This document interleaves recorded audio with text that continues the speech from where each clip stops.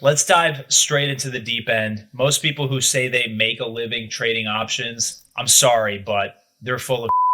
I've seen a ton of these YouTube videos depicting this strategy, but they just scratch the surface. There's a way to turn this strategy from semi okay to exceptional. And no, this isn't some 2009 Thinkorswim brochure tutorial. We're going to be talking about the bull put spread, also known as the put credit spread. And at face value, it is a boring strategy, but we're going to turn it up a notch. Let's start from zero. A bull put spread is when you sell a put option at a strike price and then buy another one at a lower strike. You collect a credit up front. That's your potential profit. And you're only at risk for the width of the spread minus that credit. It's a defined risk, limited reward setup. You know your maximum loss and maximum gain before you ever hit execute. It sounds safe, and on paper it is, but here's the problem.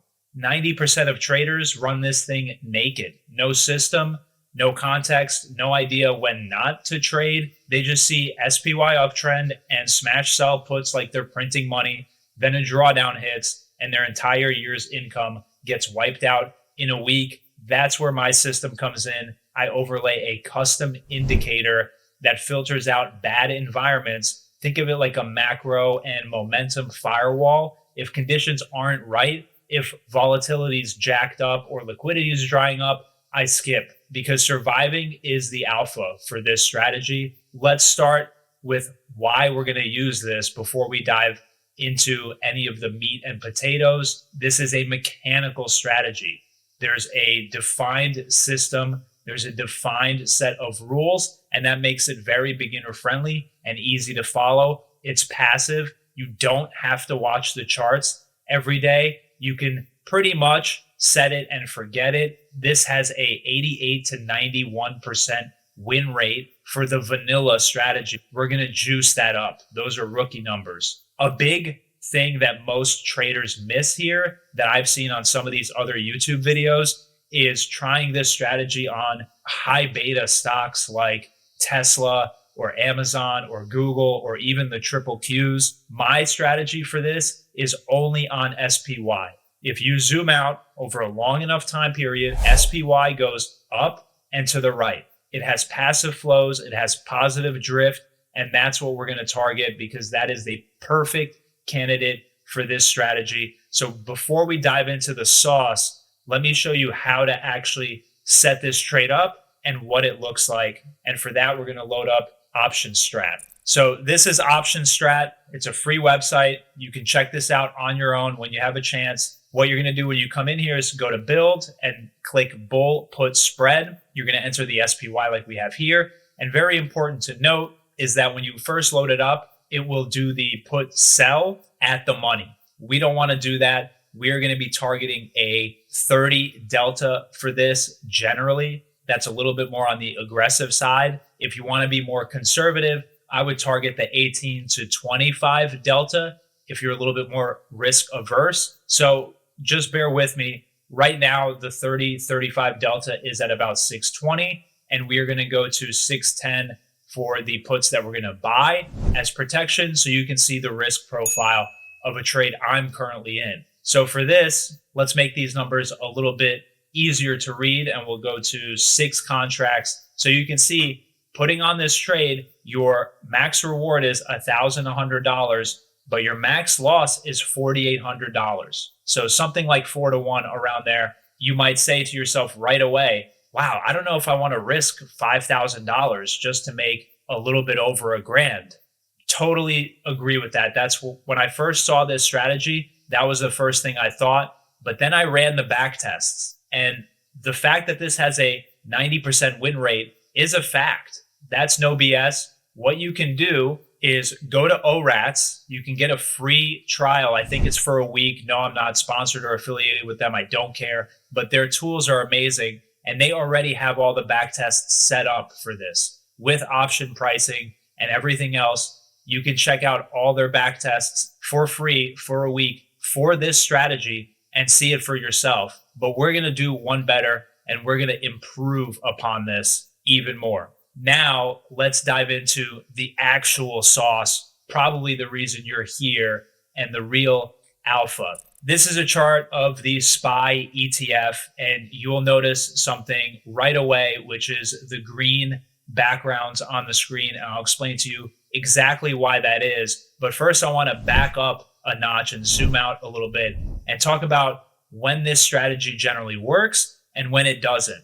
It works when the underlying, which in this case is the S&P 500, is in a slow uptrend. The VIX is generally subdued. You're placing spreads with a 25 to 30, 35 delta. You're using proper sizing, portfolio percentage management, meaning you're not putting 100% of your portfolio into this trade every time. For me, I do 10. There's a bunch of backtesting work on what is the optimal size, but I feel like 10 fits good for my system because generally I'm a Bitcoin macro investor, but I use this to supplement my portfolio. This strategy fails when you ignore macro context. You try to run it when we're in a risk-off environment or in a severe downtrend or in a bear market. You over leverage because it always wins. You get too cocky and decide to jack up your next trade to 60% of your portfolio and get wiped out. I get it. The dopamine hit from collecting premium feels good,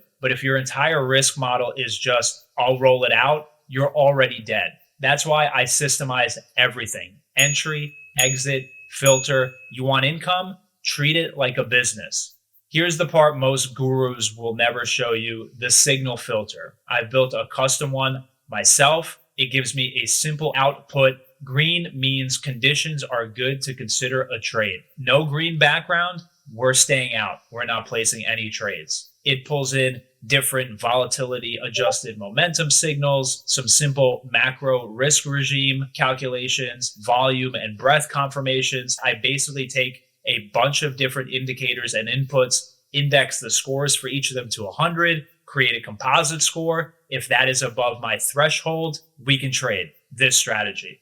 If it's not, I stay out. If I'm in a trade and my indicator goes risk off, I immediately close the trade. It doesn't matter if I'm in the profit or if I'm in a loss. I close the trade, I get out, and I wait for the next buy indication. If I zoom out here, you'll see how this has performed over the last couple of years. I'm very happy with the results of the actual back tests. There's also some custom inputs that I use in terms of macro research that I input as an extra filter for if we're risk on or risk off. But you get the idea here. You can see the dots on the bottom of the indicator. Basically, when all the dots are printing, that's when the background goes green and we are good to go for trading. There are a couple of false positives here and there. That's just the game. Sometimes you'll get into a trade and you'll have to get out of it in 2 days. I'll take that risk over drawing down 100%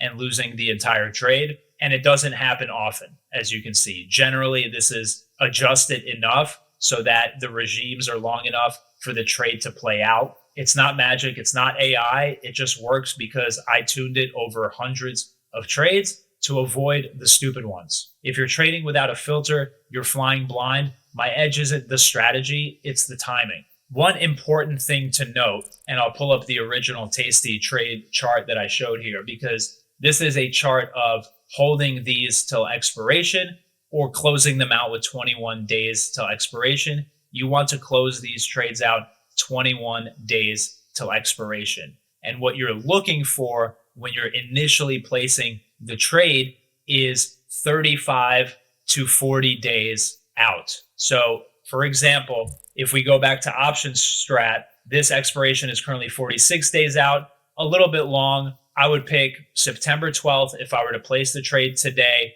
that's 39 days out. That's perfect for this strategy. And what you would be doing is waiting until this 39 turns into 21, and you are going to close the trade and open a new one if the filter says you're green. So you're closing at 21 days to expiration, no matter what. If you're in a profit, if you're in a loss, you're closing it just because all of the backtest data says that that is marginally better to holding it till expiration. And there's also the risk of assignment because you are selling puts, You could get early assigned if it's in the money. Selling it at 21 DTE lowers that risk, and that's something to be cognizant of. Most people won't do this. They want fast money, not consistent money. They want vibes, not structure, and they'll keep eating because they refuse to build a system. You made it to the end of this video, so maybe you're different. I hope this at least inspired you to, if not to build your own indicator for this, at least use some of the free TradingView indicators that already exist to build an extra filter on top of the SPY or whatever ticker you are trying to trade on the underlying, to give you an extra edge as to when to actually execute this strategy. If you want to trade options without losing your sanity or losing your stack, you need to build structure. You need to know when not to trade, when to just sit on your hands. And you need a signal that cuts through the noise. That's what I've built. Drop a comment if you want to see the indicator in action or get a walkthrough of my full playbook for this. Like, sub, all that stuff. But more importantly, don't be the liquidity. Be the one collecting it. I hope you enjoyed this video. Thanks for sticking it out with me until the end. And as always, thanks for watching. I'll see you next time.